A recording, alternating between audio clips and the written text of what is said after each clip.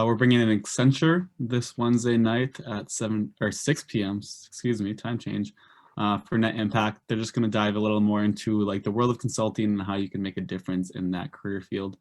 And I'll drop the Zoom link in the chat.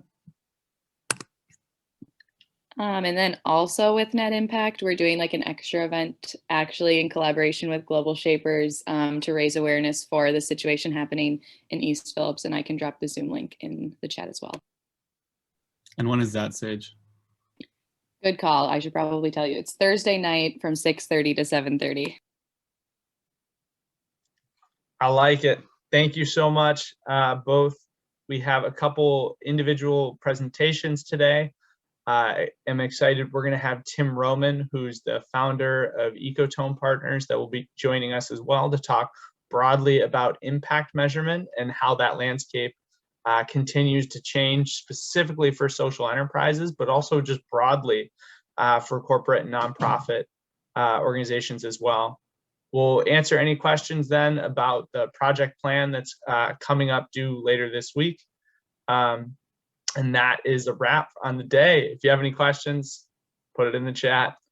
But I will pass to stop sharing my screen.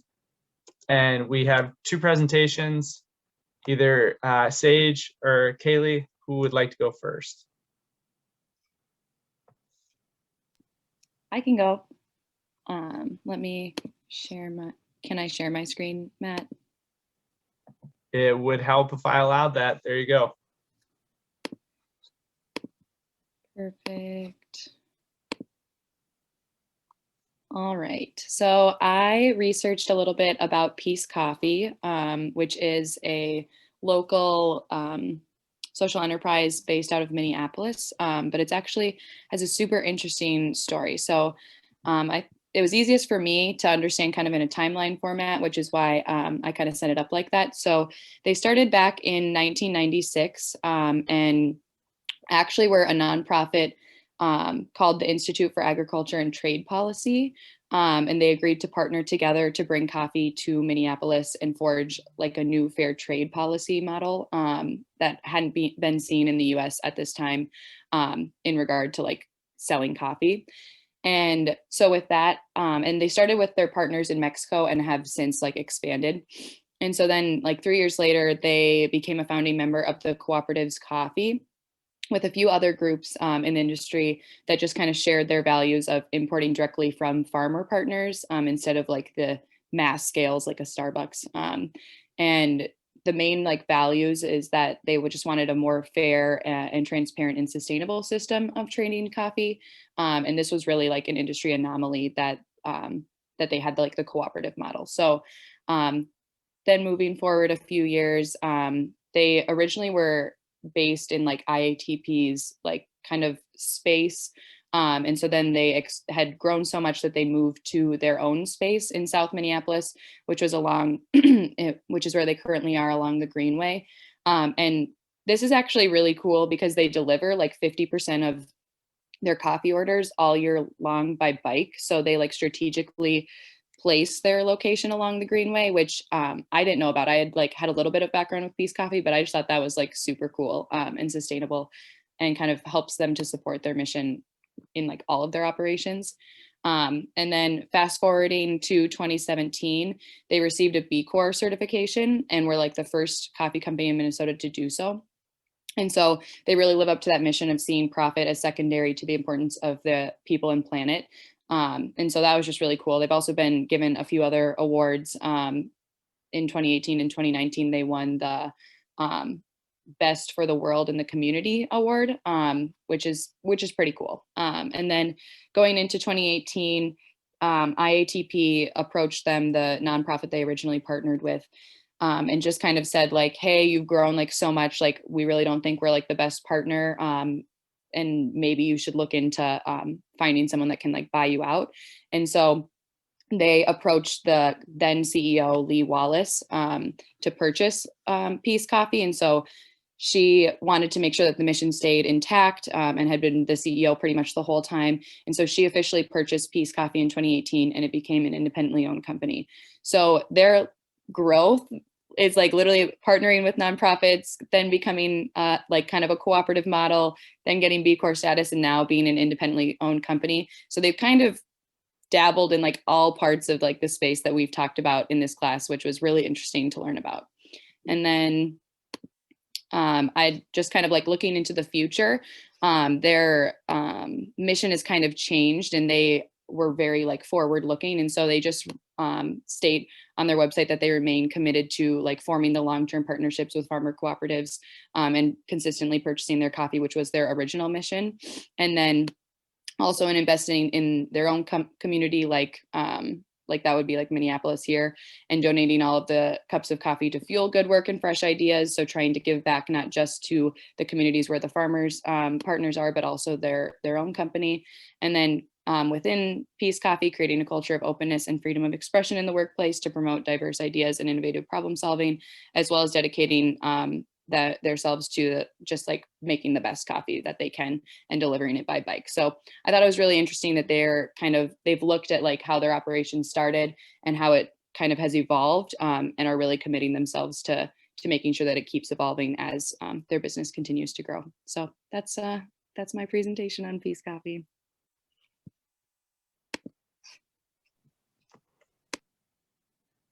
Thank you. Any questions from anyone? The other thing I would say that's amazing, as you talked about Peace Coffee really just living the values. One of their previous locations that was on Minnehaha, they actually, as you talked about that really strategic location change, they moved and exited, allowing another nonprofit to move in. And it was essentially a very cooperative arrangement where they didn't want to compete with one another. Both were focused on serving each other's missions. But I think that's another example of organizations that are not only looking strategically at business interests, but then figuring out how they can also be serving others. All right, one more presentation. Okay.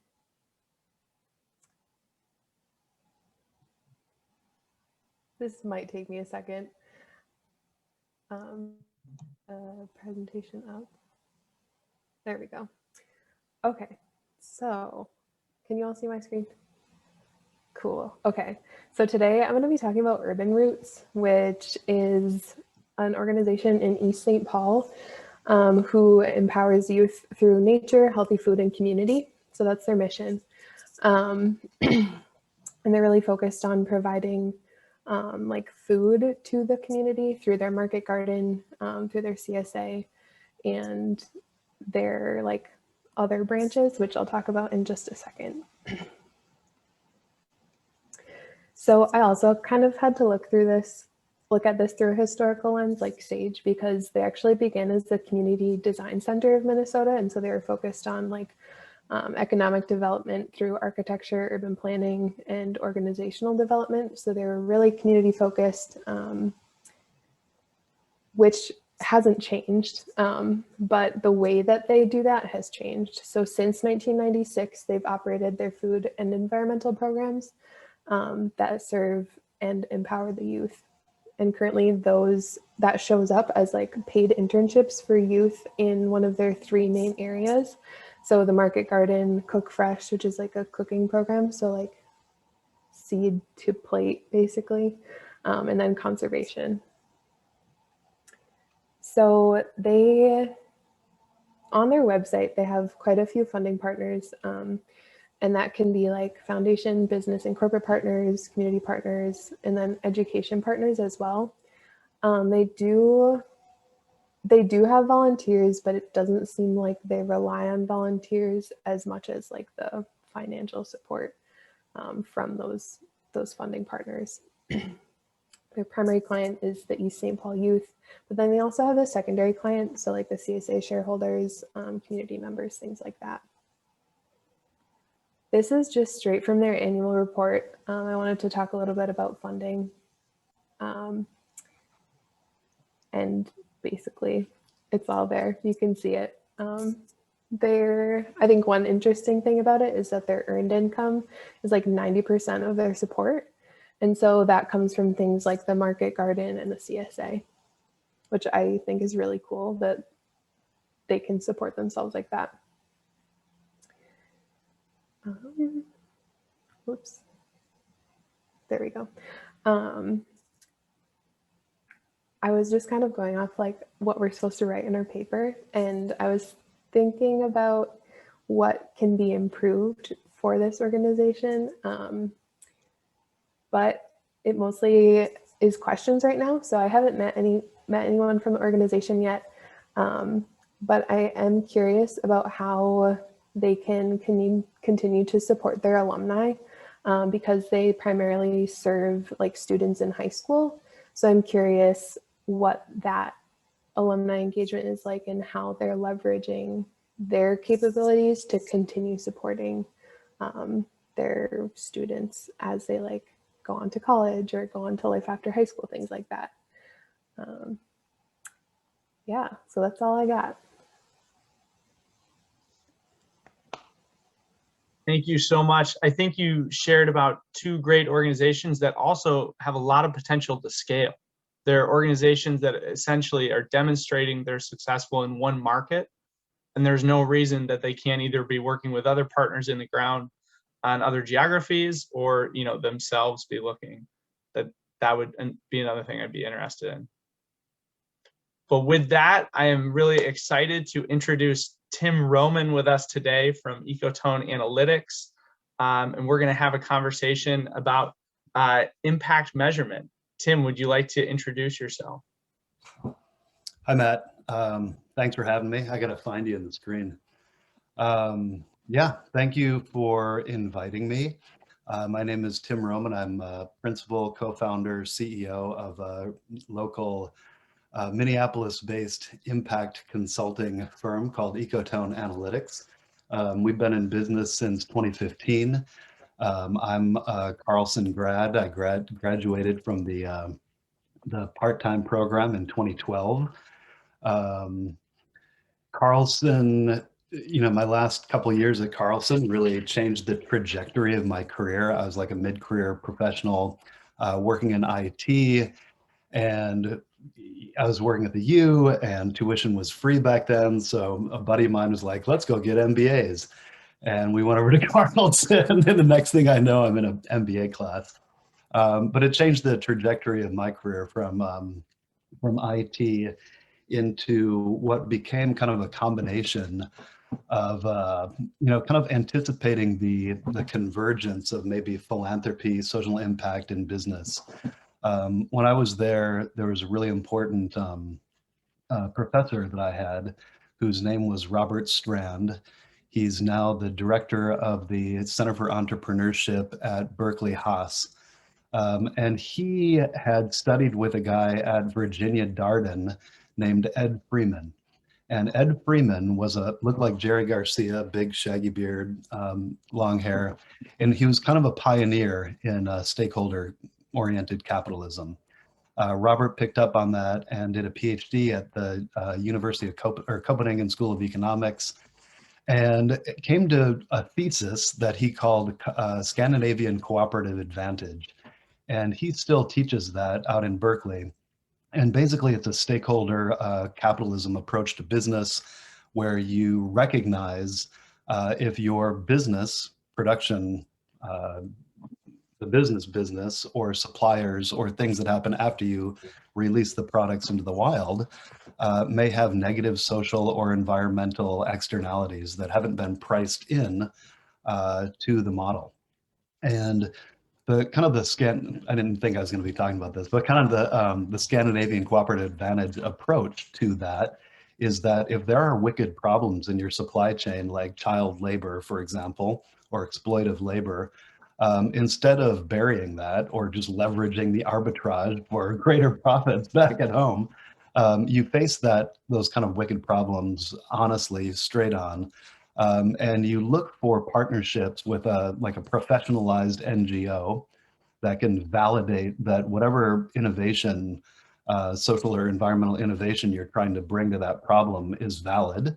And usually it's a cross-sector partnership with local government, the business, and that kind of professionalized NGO that can give a third-party perspective or validate that your social or environmental impact strategies are valid and working. So that really inspired me. And then, you know, we had graduation, and there's a real charismatic speaker over in the hockey stadium who was like, everybody who gets an MBA should go out and start their own business. And I was like, great idea. And so kind of naively, I began doing consulting back in 2012 and found a great candidate who actually was technically a nonprofit, but had profitable lines of business, and they were running the nonprofit like a business. And so they became kind of my first client and first case study. And we ended up doing, you know, they were doing some waste management work as a workforce development program for primarily men who had been, primarily African-American men who had been previously incarcerated. So it was like a wraparound services, social support, workforce development, but doing profitable lines of business for the likes of Hennepin County and other private contractors taking apart buildings. And this is a long story, but this is how I got into impact measurement. So Minnesota Pollution Control Agency was a grantor for that business. And they're like, you got to stop sending us like paragraphs about what you did with $200,000 and start sending us back, you know, impact metrics on like how much material have you reclaimed? What is the GHG impact of that reclaimed material? And what is the social value of the GHG that was avoided? And we want charts and graphs and tables and all that. So I ended up working with the MPCA on how to model that out using EPA data sets that were, you know, that's too much information. But anyway, so that went well. And we got a lot of good feedback from grantors and partners on tracking that kind of data because they could see that their money was having an impact. And so, you know, fast forward maybe a couple of years, I got a business partner who was had a background in operations management, and we hired a lead economist away from the World Bank and got a nice analyst. And we put together this little consultancy that began going after not just nonprofit social enterprise, but the emerging for-profit social enterprises. And then we got into corporate CSR. We came into some of the Fortune 500s through the foundation, as some of those corporates began to do strategic philanthropy, meaning instead of just like giving to maybe Special Olympics or March of Dimes, it was like, okay, what's material to General Mills? Well, it's healthy eating, and it's you know, healthy supply chain, and then maybe a local bucket. And so you can see that there's this convergence beginning about like, what are these social and environmental issues that are material to the firm, where we can either deploy grant dollars for innovations that are coming over the horizon, or key partnerships in ways that begin to at least address those social and environmental externalities and try to figure out a way to innovate towards mitigating them. Because more and more, as you know, you guys grew up with one of these in your ear, but like as iPhones and technologies spread around the globe, like in the early 2010s or whatever, you know, everybody was looking at your, you know, people are spying on your supply chain that you'd think would never be noticed. You know, there's like a German TV station like secretly filming you clear cutting the Karelian boreal rainforest in Finland as IKEA. And, you know, you have this, you're like, oh, you're IKEA and we're sustainable and you got the plans in place. And pretty soon people are like, nope, they're just, you know, straight up clear cutting Russia. And so there became a lot of consumer pressure on these brands and on these companies to walk the talk. And as you guys have probably noticed in the last couple of years, that consumer pressure has spilled over to investor pressure. So it's not just a bottom up, you know, like healthy tree-hugging hippies that want granola and want to know where the supply chain goes. But people are also at the investor, like the global investor level, recognizing environment, social, and governance aspects that used to be aspects of the business that used to be externalized as risk factors. Not only risk factors to the business, but existential risk factors to the planet. And so some, you see in the newspapers, Larry Fink and BlackRock talking the talk in these last couple of years with the business roundtable of CEOs, saying this really needs to get pushed down into the business and taken seriously and integrated, or we're going to begin pulling capital. Now, BlackRock still holds like a crap ton of fossil fuel in their portfolio, but they are leading in this direction. So what we're seeing now in this moment, and this is just my introduction, what we're seeing now in this moment is kind of a tendency from the good intentioned businesses that we're doing, like corporate social responsibility, to a transition over to greater formalization of disclosure and risk, kind of under the new moniker of ESG. And what was really exciting this past year is that for the last few years, we've had multiple frameworks, everybody taking a swing at what counting in measurement and valuation could mean. And we're finally seeing convergence. So the World Economic Forum and the Big Four accounting firms have been pushing in the last few years to converge on a smaller set of metrics that are easier to be reported on for the firms, as well as for armies of MBAs. They're bouncing through Deloitte or whatever to be able to analyze these kinds of reports for risk, for investment risk, basically. So that's kind of the moment we're at, is this transition from corporate social responsibility into real disclosures and what that means. And if I don't forget at the end, there's even, there's an organization that we like called Sustainalytics.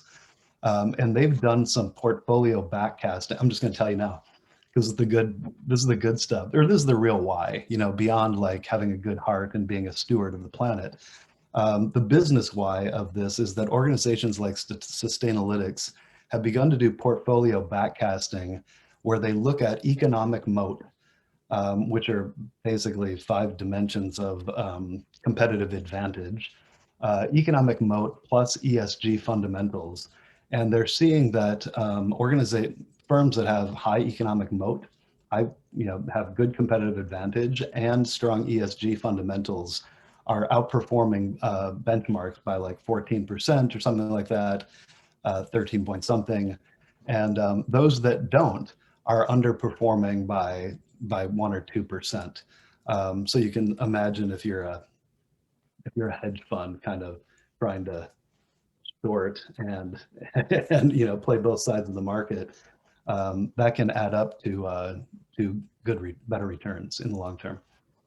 So that's my introduction. Does anybody have any questions? So I was going to say, and typical of any conversation with Tim, a wealth of knowledge, and we can go in a lot of different directions. So I just want to essentially frame up what you've done to introduce the topic, and talking about really both the recent history of both consumer pressure and investor pressure, really creating, I would say, more ability to quantify, both not only qualitatively but quantitatively, on what impact measurement looks like. You're talking about the convergence of standardizing the languages we're talking about, so organization to organization, sector to sector can actually have reference points.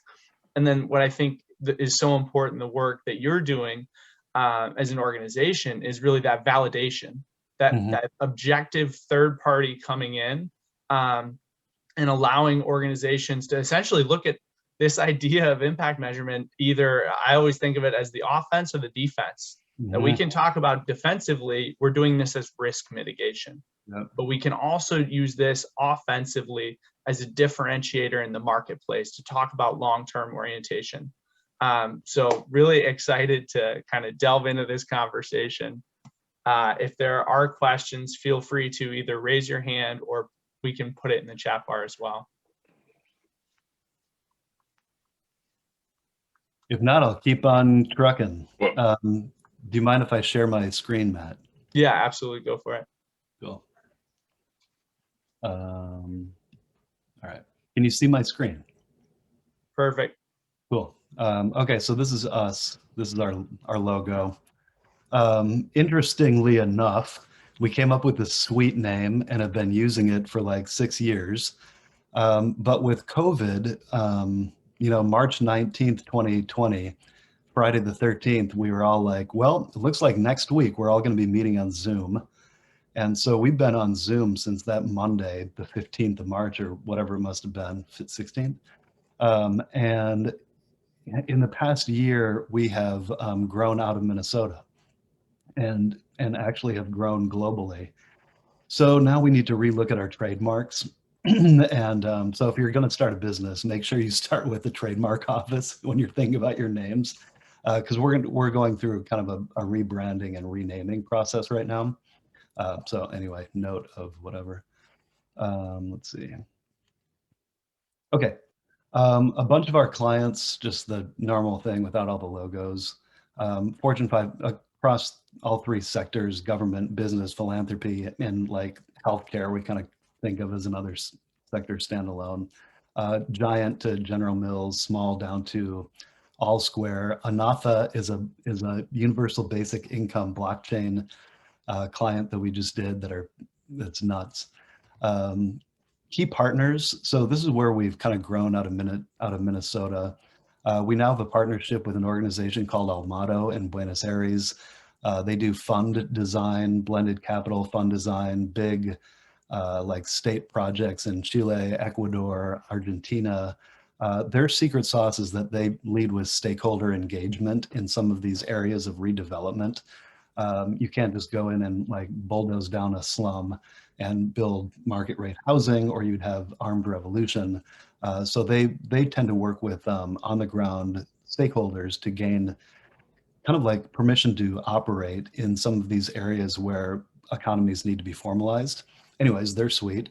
Wise out of Amman, Jordan has a SaaS platform that we were going to build, but then we were introduced to Reem Khoury at Wise, and we've begun collaborating with her. SVT Group out of San Francisco. Sarah Olson was a pioneer in this area, 15 years, doing this as a real innovator and at the vanguard 10, 15 years before we were. She's now a collaborator of ours and her group of consultants. Background Stories in Minneapolis doing data visualization. They're amazing. And finally, Verdis in Lincoln, Nebraska, that does environmental strategy consulting. And like we pitched to for climate municipal climate action plans with them. The way that we're staffed is basically with an MBA, an applied lead economist with applied econ and masters of public policy. So I'm not sure if any of you all are going through the proverbial tunnel and getting into Humphrey at all. But that's kind of the convergence of public policy and business. We've got a lead analyst who has a chemistry bachelor's, but really that lead analyst is sort of like any kind of master's in social work or master's in public policy person that understands research methods. We've got sales and biz development, operations management, CFO, accounting, and design. So that's kind of our package. The industry verticals. I just want to pause, Tim, right there, as you talked about, once again, pairing this public policy with business. Do you mind speaking a little more about kind of the rationale of why is that significant or why is that important? Yeah, so there's an article that just came out about best practices for CEOs in ESG. And one of the key, it was sort of like behavioral characteristics or personality characteristics, but one of them was curiosity and like breadth of vision beyond the firm. So understanding the firm's relation to government, understanding the firm's relation to citizenship. And so, yeah, man, that's kind of like the secret. That's part of the secret sauce, that confluence of an MBA with an MPP. Yeah, there's a lot of methodologies that come from public policy and social work and healthcare. This is really important, like the actual I think I've got a slide for that. core competencies and methodologies. So like a traditional kind of your MBA approach of listening to customers, figuring out what their problem is, but then tools that come more from social science and public policy, like logic models and theories of change, research synthesis right out of healthcare and social work research methods, cost benefit analysis. I guess everyone, well, not everyone, but I mean, it's a thing. Key performance indicator identification. This is kind of the crux of your MBA combined with some of this public policy and social research, because now KPIs are more expansive. There's social and environmental impact indicators that now can be used for strategic decision making and risk management in business. And that's kind of the thing. I mean, the whole thing is kind of that. Data visualization, nobody reads anymore, even though our lead economist is a brilliant writer, went to Cornell. But even CEOs don't read, it's sad.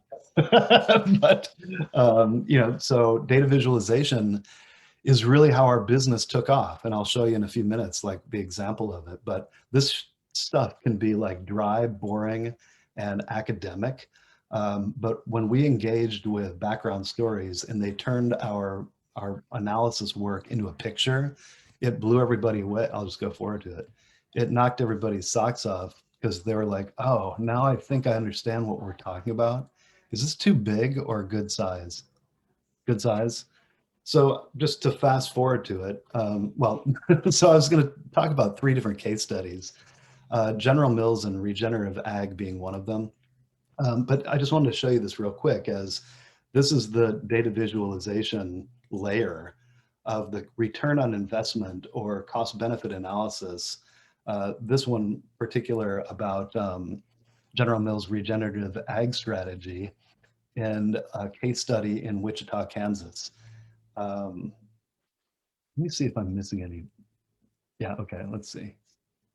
Okay, yeah, no big deal. Okay, so data, consulting, case studies. Okay, these are what I want to talk to you about because we seem to have time. One in strategic philanthropy, ESG with General Mills, one in impact investing with an opportunity zone fund in Philadelphia, and finally one in telemedicine, kind of global telemedicine with Spiral Health.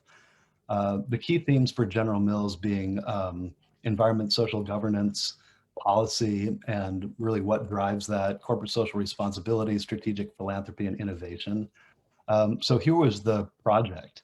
Like they wanted to know if the planet is warming itself and there's pressure from the top down in terms of investors, but there's pressure from the bottom up in terms of consumers that want healthy products and to understand, carbon impact and water impact.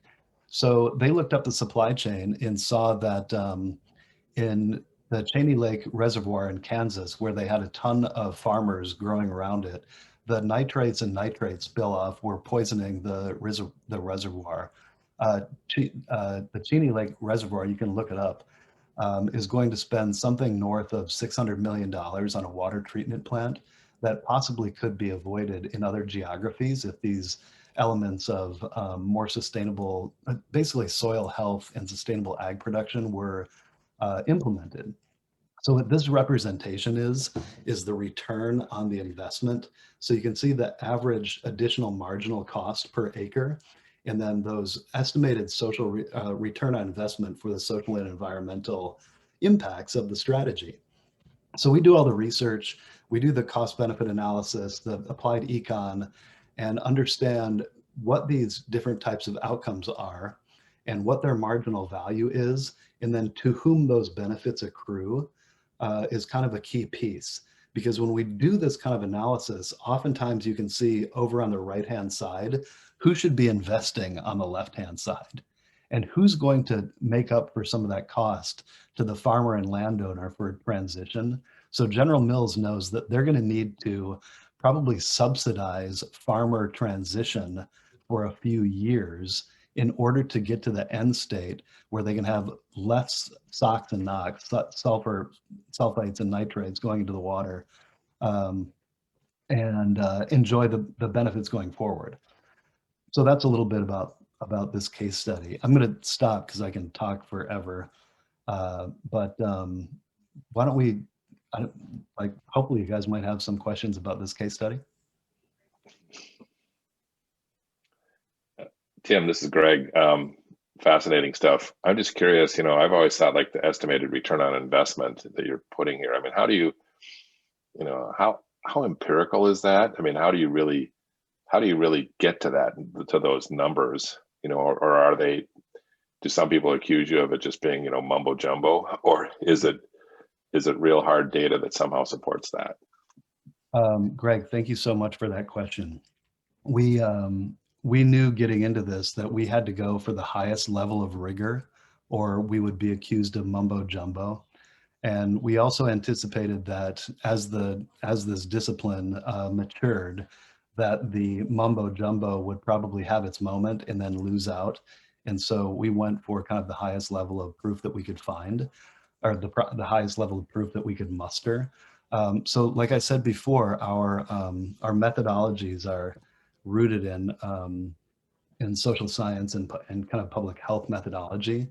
So we do, it begins at the end, I guess. We use this epidemiological scale of level of evidence, which is just typical in public health and in healthcare, where the highest level of evidence are meta-analyses of multiple randomized controlled trials. Level 2 is RCT, level 3 quasi-experimental, and on down to expert opinion.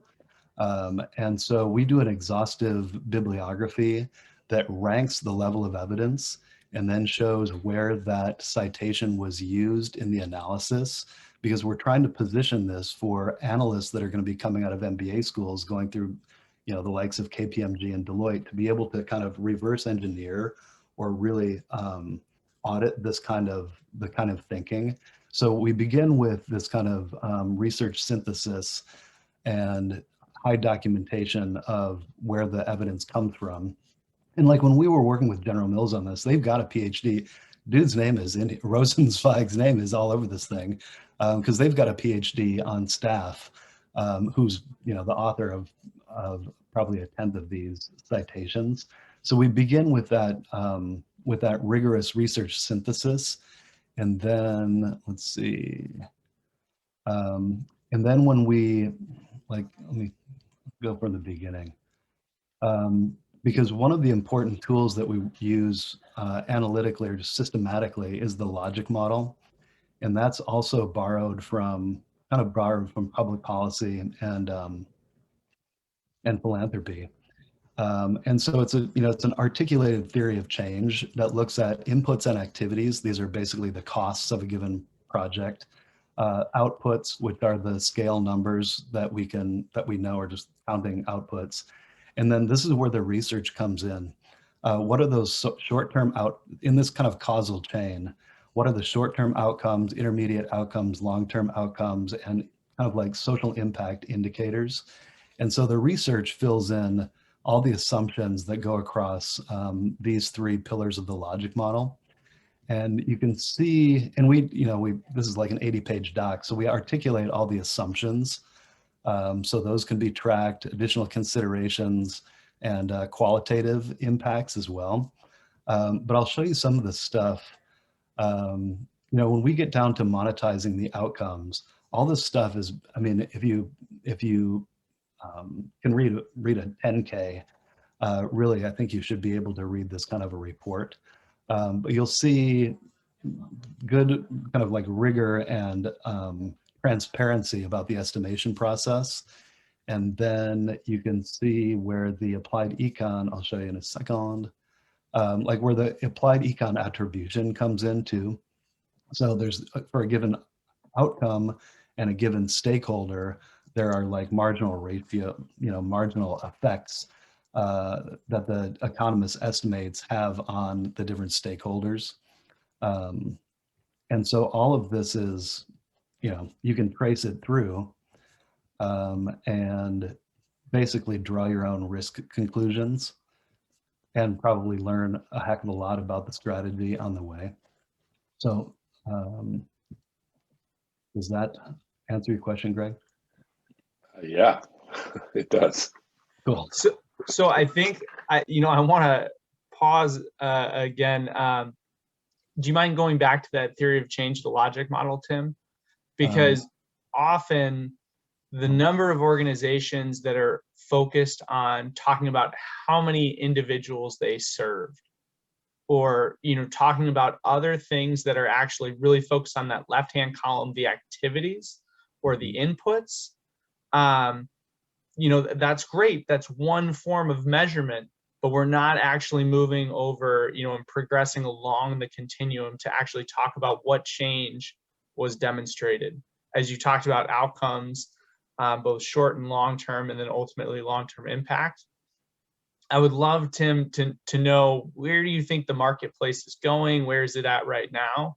And as you've just demonstrated, your ability to substantiate the results that essentially you're sharing. I think it's just the next generation of business. It's just more business data. It's just more risk data, and it's applying methodologies from different disciplines to generate that data in a way that a reasonable business person would expect to have some kind of indication of what are the assumptions, what is the causal proof, what level do we have, what is the estimated valuation, all of this stuff to begin making better decisions. And really, like, there's another kind of Carlson moment that was important to me, which was understanding in the microeconomic equation, where externalities, where social or environmental externalities have been pushed out of supply and demand and cost and production, and what that does to the curve when you bring those things in. So if you know that you've been, probably in the 80s, we talked about labor arbitrage. Like, we can send this factory to China and pay somebody $1 a day. Isn't that great? Until the factory burns down because there's no OSHA, or there's no labor protections, and there's exploitation and yada, yada, yada. And so now, instead of seeking, like that kind of, continuing to externalize whatever that social or environmental damage is and call it arbitrage, price arbitrage. This is just, it's internalizing that and recognizing that those pressures from investors and customers are forcing you into having this kind of line of sight and this kind of fodder for decision making. And defending yourself, I would say, like you were talking about before, Matt, it's either kind of playing offense or defense. And oftentimes we've got clients that are playing both offense and defense. There's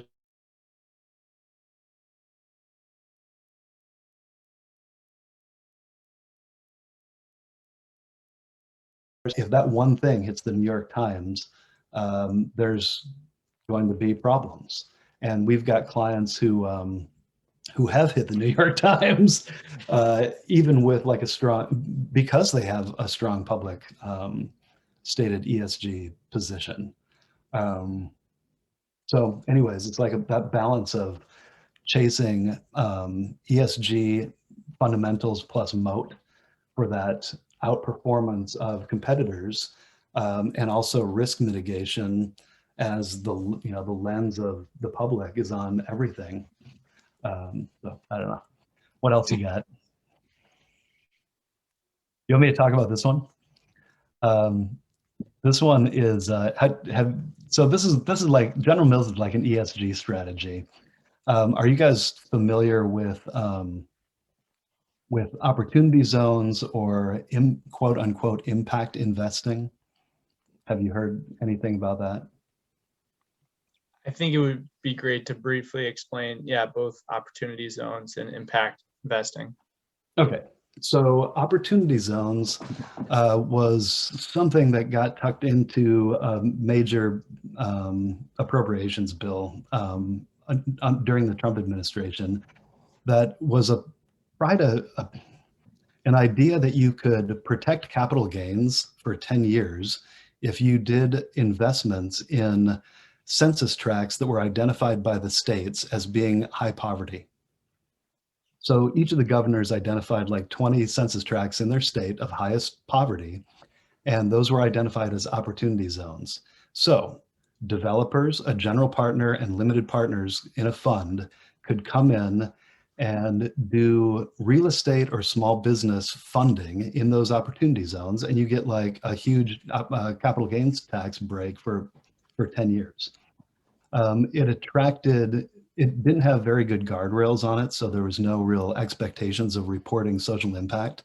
So like Wayne Huizenga, who owns like the Marlins or whatever, took an opportunity zone in Miami and built a yacht harbor for his boats.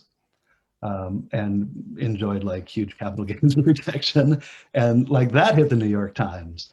And so as opportunity zones have evolved, people have gotten more clever about blending the value proposition and pooling risk and adjusting expectations for return to the investors. So this example in Philadelphia was 3 census tracts near Temple University, areas of high concentrated poverty.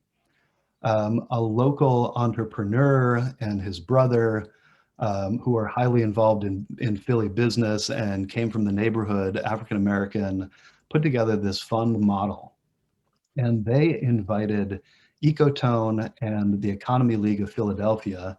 Well, they got $400,000 from Blue Cross Blue Shield to do kind of feasibility analysis. So we worked with the Economy League in Philly and the general partners in this fund to put together this picture of what a center for culinary medicine that would address a food desert and nutrition desert condition in those neighborhoods would look like. So basically, this fund is a $100 million real estate development fund that is going to be doing a combination of market rate housing, workforce housing, and elder housing, but it's going to be anchored by this building with services in partnership with local nonprofits, in partnership with Temple, Penn State, to put together this value proposition that addresses food insecurity and poverty in the neighborhood. They're also providing other infrastructure improvements like broadband wireless, et cetera. And there's also like an entrepreneurship accelerator component to this. So we did our analysis to show all these different strategies and what their potential return on investment is, and the types of outcomes associated with all the strategies. And this is, I mean, part of this is like a way to gain license to operate in a neighborhood. I mean, we're talking about, I mean, if you know anything about Philly politics are like, I don't know, probably like New York and Chicago. Like everything in Philly is political. And just like our partners Almato working down in Chile and Uruguay, you really need to have community stakeholders that say, yes, we want you to come in and do redevelopment in a partnership and not just put in market rate housing and gentrify the neighborhood, because that's one of the big risks to opportunity zone investments. So in a nutshell, you know, the market conditions changed because of the legislation for opportunity zones. Private capital came in because they could protect capital gains from all your other investments. And then people cheated. And then people came up with innovations that kind of knock it out of the park. And so there we go, opportunity zone impact investment in Philly.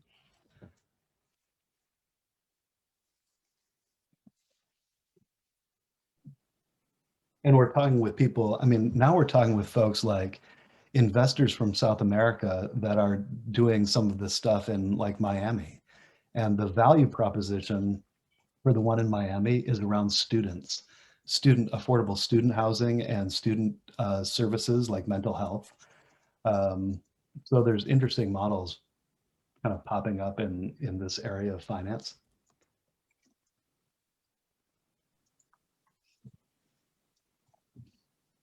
How about them apples? Thank you. So Just before we move on to the next example, are there any questions? Both, we're getting really kind of deep into what this looks like in action, but the concept of, you know, what we're doing, of measuring, are there any questions about that?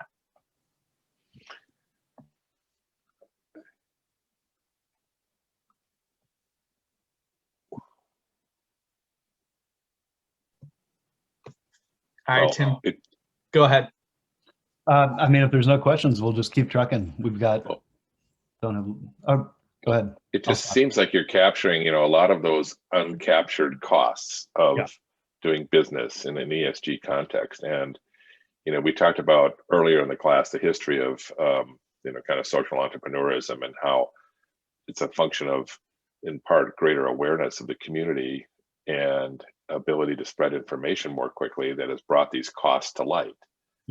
And, you know, because it seems like 50 years ago, nobody would have been able to do this because nobody cared or nobody knew about it. You know, exploitive labor in Asia was like, who knows? So I'm just wondering if you think in terms of the context of, you know, society. I mean, is it social media? Is it greater awareness? Is it today's youth care more than last year's youth? Or, you know what? Obviously, society's evolving, and it seems like this is an evolution of business thinking. Yeah, I think if you can comment on that. I think it's communication. I think our generation and my folks' generation would have also cared if they knew, and they would have managed had they known. But we're still, you know, barely rubbing sticks together in terms of business data and analytics. I mean, we're probably on the cusp now of finally having, you know, being able to have the tools to make sense of all the data that we need. You know, so I think it's just, I think it's the speed of communication and technology that made the world so small that you have to care. And then, I mean, people told us we couldn't do this in 2012. It's impossible. There's too many assumptions. That is the bull. I've never heard such bullshit that there are so many assumptions. There's so many assumptions in running a business when you're polluting things. Like the whole excuse making cycle of like assumptions, and it's too difficult, and like, you know, I mean, that's just nonsense. And if the person ahead of you in the organization structure doesn't understand that, there's somebody that's ready to climb over the dead bodies on their way to the top, because you guys have line of sight into this now. You know what's possible. There's going to be greater expectations for your data teams as you do strategic decision making in business. I like the dead bodies metaphor. It kind of, you know what I mean? Yeah, I was like, this is getting a little stark. Yeah, it's fun. So like, here's the last one that I wanted to do, because this is sort of a selection kind of different weird things. But this is just a regular, you know, kind of a regular business in healthcare and in telemedicine. And our client had, they've got like a patented low touch scanning technology, and it's sort of like the Internet of Things for medical scanning to extend. It's kind of solving a last mile problem rurally. Like there's a last mile problem with electricity in the 1930s or whatever, but this is like extending healthcare, that last mile, penetrating rural areas as far as you could, with like diagnostics that can give signals of chronic disease or, you know, even acute problems, but early signals for chronic disease and just maintenance care. And so we did this analysis. They've got this, you can see the strategies are like a hub and spoke model. And they use like community health workers to do that last mile. They've got like a little medical kit bag that has all the Internet of Things kind of health diagnostics in it. And so they were doing this in partnership with the National Regional Electric Association. So all these regional electricity co-ops all over the country have this kind of ethic about, it's not electricity we're bringing to the end node, it's quality of life. So they were a really interesting aligned channel partner to get this kind of thing to that end node. So if you see any MERECA pilot stuff in here, it's the pilot done with them. So we do this kind of analysis, and in real time, we've got the CEO looking at the draft spreadsheets as we're doing like the cost accounting, going, okay, wait a second. So we're not creating as much value for who we thought here. We're creating a lot of value over here for insurance companies. Like, we need to get on the phone with Blue Cross in Wyoming, basically, because there's an impact that's being had here.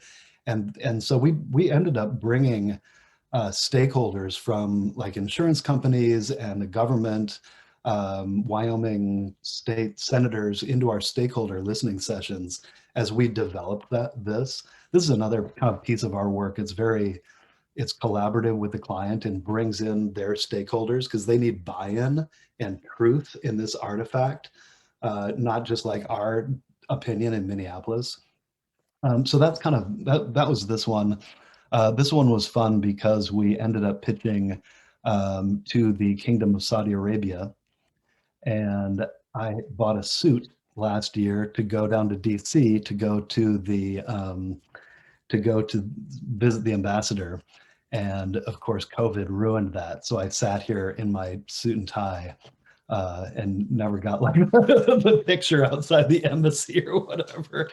But that was exciting because like in Saudi Arabia, they're doing these like giant, I don't know if you know, but they're doing like these giant charter cities. And there's a whole other thing with these like sovereign nations and other issues, but they're like building these like technology driven charter cities from the ground up.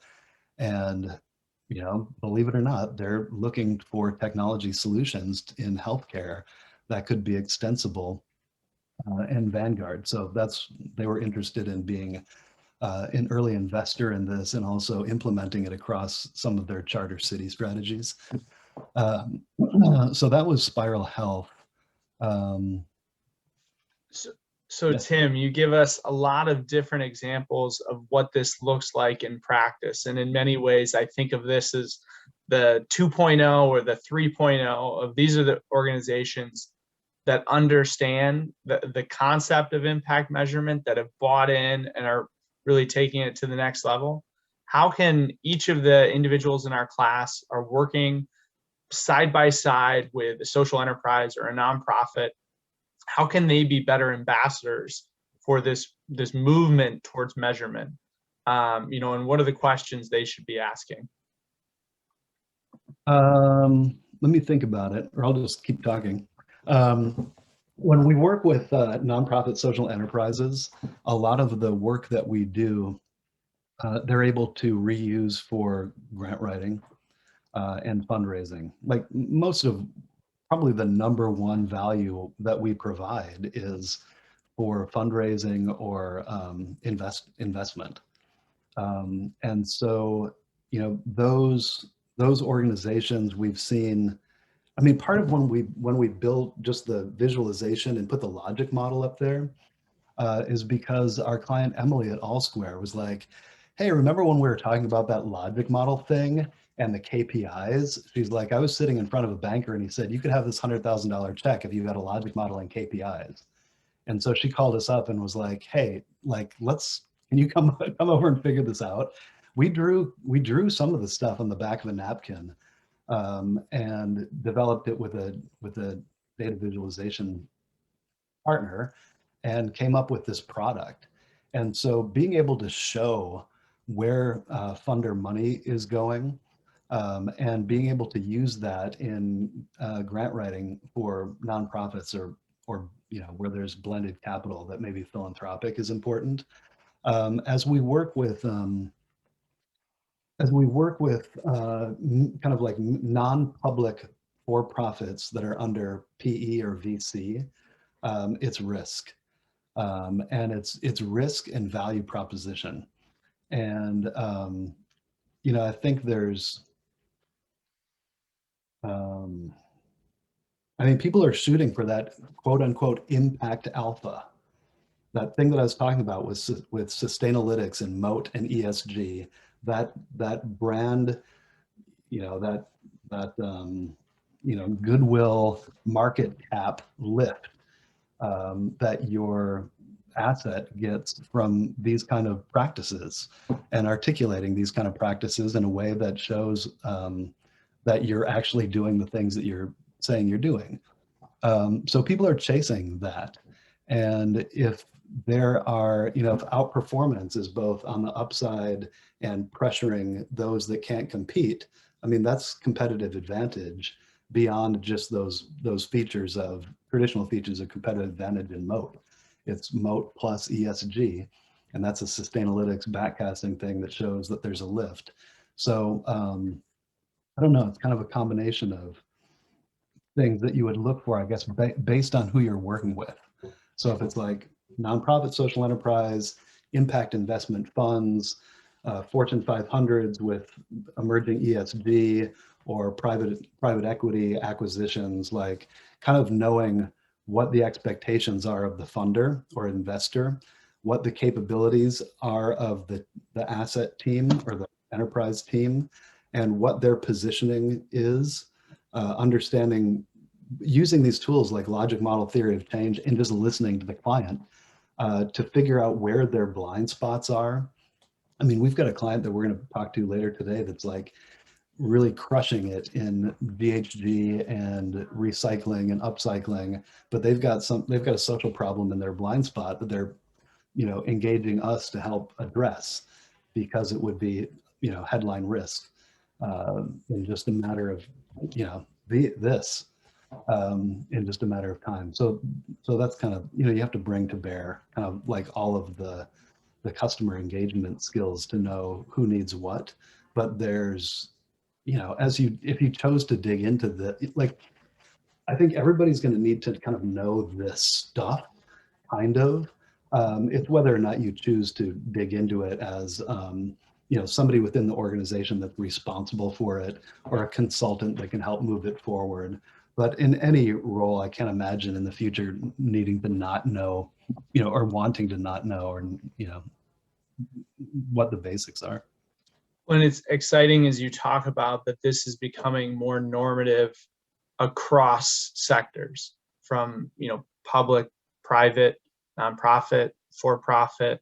And the other thing that I think is really exciting and that you've seen as well as a benefit to your organization and your research is that each case study builds upon the previous body of work that you've created. And so I think that's another thing we have going, that it's going to continue to evolve this space and make this more normative.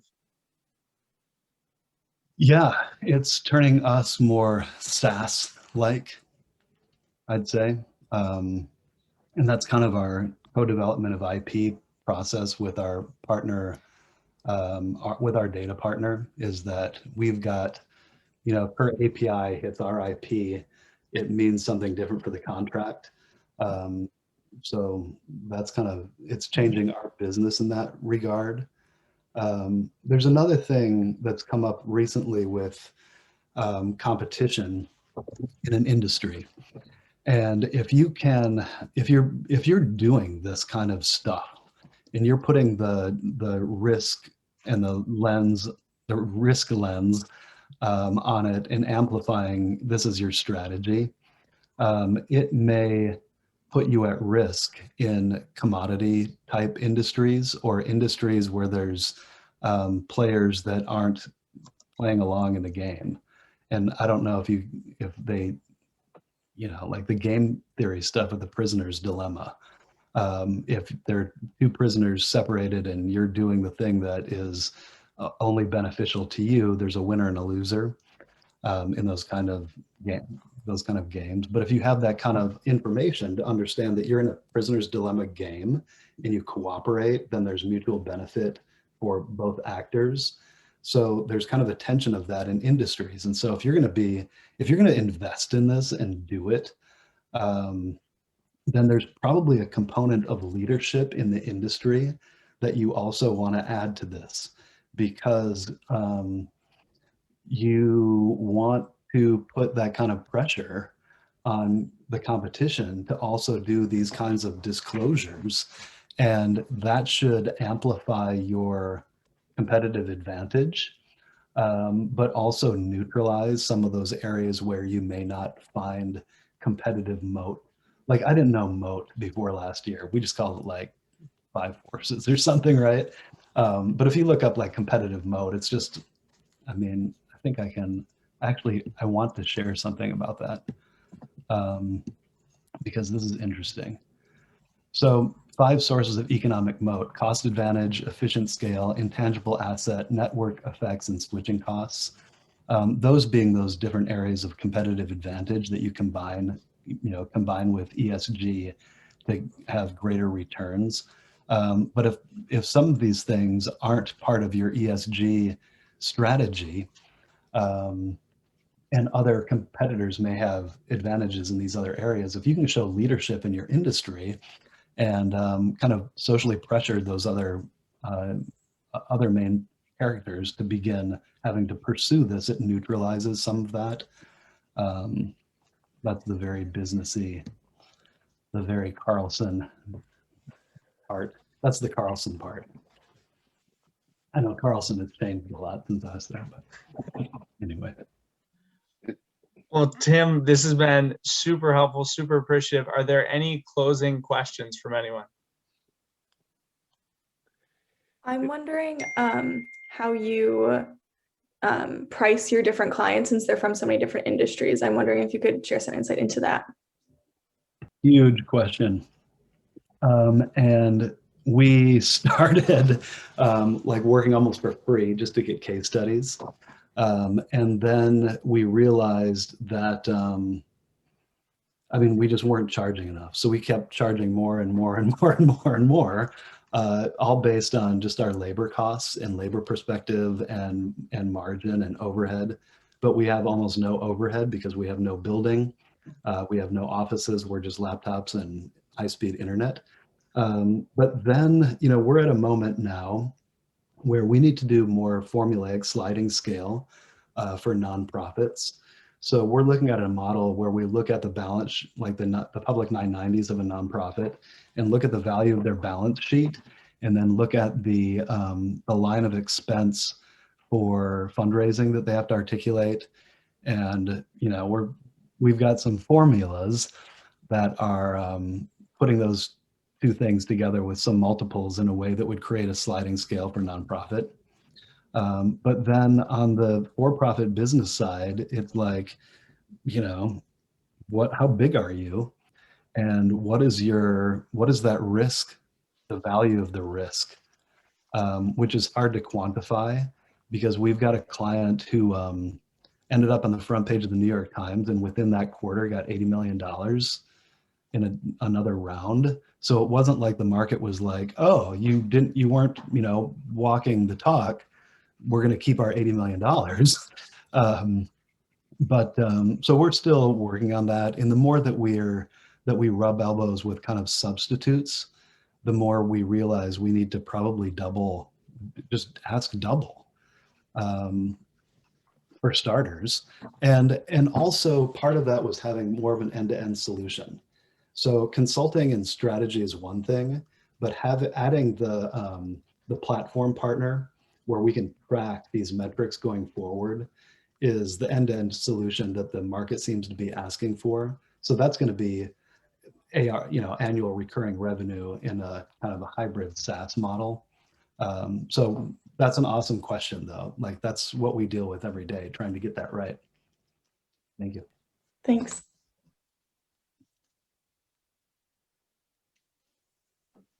I have a quick question. What's been the most challenging part while engaging with your clients? Has there been a challenge that keeps repeating itself? Scope creep. We do a pretty good job of defining project milestones and project deliverables, but because we're kind of in an innovative industry or an innovative moment in the industry, we've been adding things like research gap analysis or a large group of stakeholder wrangling which is maybe a little bit outside of our skill set because we don't necessarily have like facilitators. It's just like analysts. So just little things like that. The tension between like productizing the work very strongly and the open-ended needs of clients. That's just kind of one of the main themes of challenge.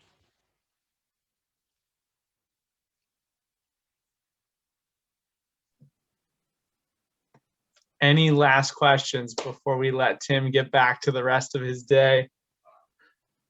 Super appreciative, Tim, of the time today. As I said at the beginning, you're always a wealth of knowledge, both of what individuals, organizations, the society at large is doing, and I think where things are headed. So I would encourage Tim, if you want to put your LinkedIn in the chat, pay attention to what Ecotone Analytics is doing. Not only are they doing great work, but they tend to be working with the organizations that are pushing themselves to do better. So it's a great way to stay current with many of the organizations that each of you are researching as well this semester. Thank you. And we will finish up class for the day, but Tim, have a great day. Thanks, Matt. Always appreciate it. And thanks to everybody and your questions and your attention. I know it's a lot of weird stuff, but I really appreciate it. Thank you. Bye, guys.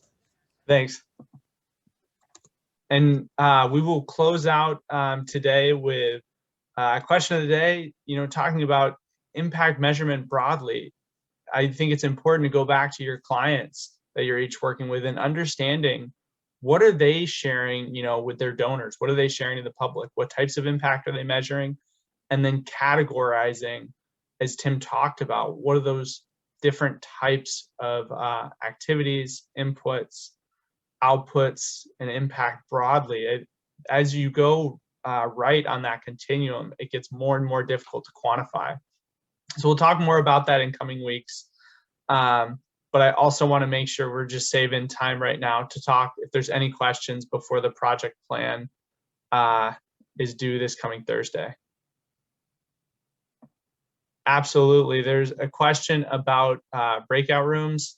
I definitely can do that. I will set that up right now. Are there any other questions?